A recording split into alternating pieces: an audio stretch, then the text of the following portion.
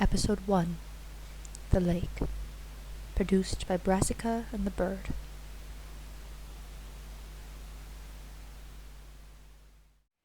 They say that turkeys look up into the rain and they drown. They're too stupid to close their mouths, and their lungs fill with water. Johnny wasn't a turkey. Johnny drowned in the lake. The lake is right by your house, not too far. It's your family's lake. More of a pond than anything, really. But it's there to remind you every time you step out the door. Your mother will look at it. Your father wants it fenced off. But you still see it every day.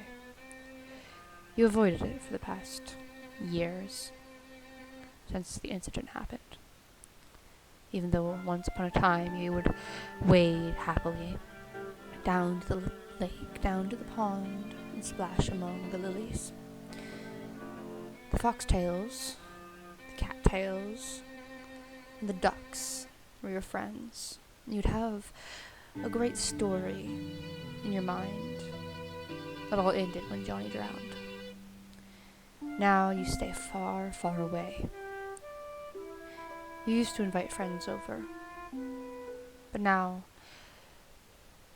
after the last one said, "Why not go down to the lake?" You don't want to bring anyone over anymore. And every morning you see that lake and it haunts you. The clouds hang heavy over it, too puffy and white and cheerful for grief that's haunted your family. And you can't help but think it'd be better if it just dried up altogether. It's not nearly as shallow as it looks. It looks like a little pan of water. But it's deep enough for a tragedy. Sometimes you spend time in the back pasture and you stare at the clouds as they pass by, white and puffy, in the shapes of different things that you could imagine. And you imagine that you see Johnny, but he's not there. One time you fall asleep early, and you dream. You get up out of bed, and you walk out of your house onto the porch, and you look out, and everything is covered in this thick quilt. The trees and the barn, as far as the eye can see, all the rocks in the ground, everything is covered in this thick quilt, as if the world has been stitched together in patches. And you see the only thing that is not a quilt is the lake. And in this dream you have to walk closer. You have to see if it's truly water. And for the first time in a long time you approach the lake. You go closer. You walk forwards. And it looks like a mirror.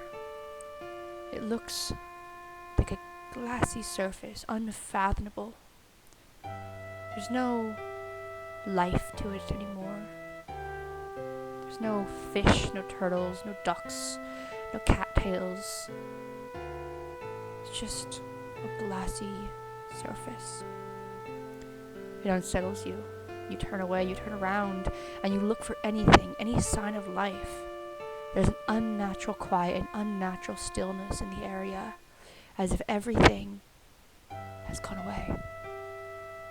The only thing that is anything familiar is that lake, that glassy lake, and yet it's still so lifeless.